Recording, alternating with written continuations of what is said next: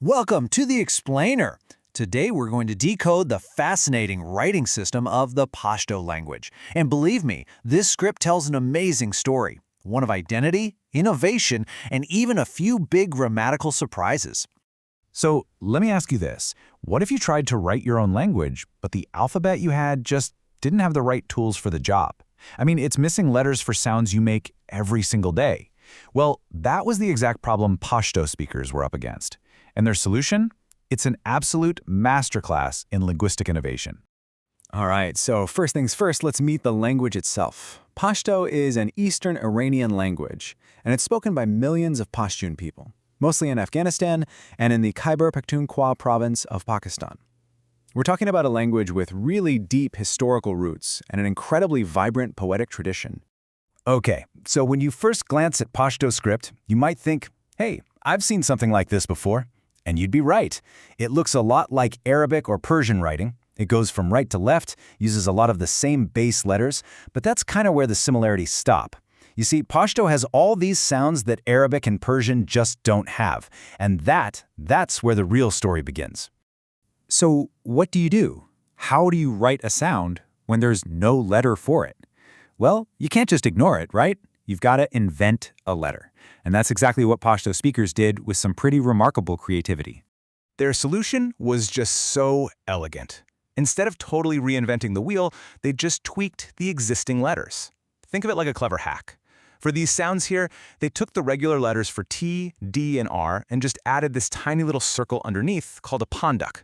For other unique sounds, they'd add dots above and below the base letter. It's so simple, it's systematic, and honestly, it's just brilliant.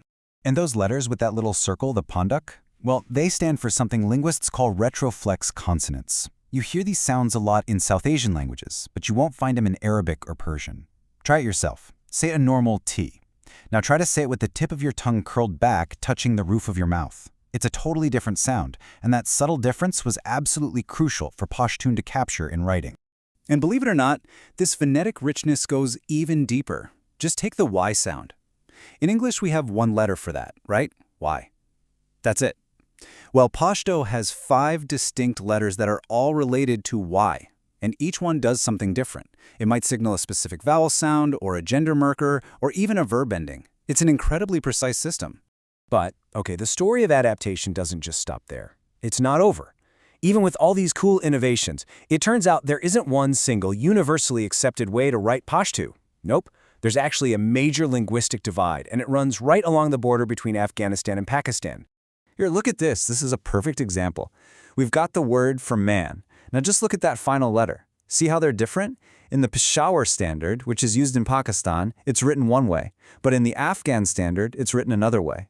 It looks like a small visual difference, doesn't it? But it represents a really significant split in how the language is officially written. And this chart breaks it down even more. It's not just that final Y sound. There are differences in how other sounds are written too. You know, these might seem like really tiny details, but they reflect a genuine, real-world division in how Pashto is taught and standardized in 2 different countries. Okay, so the alphabet is pretty cool, right? But if you think that's interesting, just wait until we get to the grammar. Because beyond the letters themselves, Pashto has this, well, it's like a fascinating plot twist that completely flips how you build a sentence, all depending on when the action happened. This plot twist has a name. It's called split ergativity. Now, in a language like English, things are pretty straightforward. The subject of a sentence is, well, it's always the subject. But in Pashto, the whole who did what to whom thing can totally shift when you go from the present tense to the past tense. Let's walk through it. First, the present tense. This part works exactly how you'd expect. The man sees the dog. Okay, simple. The man is doing the scene, the verb sees agrees with the man, makes perfect sense, right? But now, watch what happens in the past tense. The whole thing flips on its head. You don't say the man saw the dog. Grammatically, it's structured more like, by the man the dog was seen.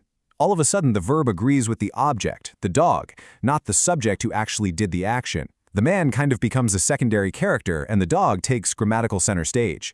It's a really mind-bending feature if you're an English speaker, but it's totally central to how Pashto works. So this incredible alphabet, this unique grammar, none of it just appeared out of thin air. It's all a living record. It tells the story of the Pashtun people, what they needed from their language, and their whole journey through history. And you can literally trace this evolution over centuries. It all kicked off back in the 16th century with a guy named Bayezid Pir Rashan. He's the one who created the first real Pashto script. Fast forward to the late 17th century, and you can see letters being used that we don't even have anymore. And this process never stopped. It continues right into the modern era, with big reforms in Afghanistan in the 70s and 80s that created the standard used there today. And just think about that for a second. The incredible result is that the writing system used by millions of people today can be traced all the way back to the foundational work of one visionary person, somebody who just decided, you know what, my language deserves a script that actually represents its unique sounds. So the big takeaway here is this. A writing system is never just a random collection of symbols. It's so much more. Every single dot, every circle, and every weird grammatical rule in Pashto, from that little pandak to the mind-bending split ergativity, it all tells a story of identity, of creativity, and of a living language that is constantly adapting. And that kind of makes you wonder, doesn't it? What about the letters you use every single day? What forgotten innovations, what historical debates, what cultural fingerprints are hiding right there, in plain sight, in your own alphabet?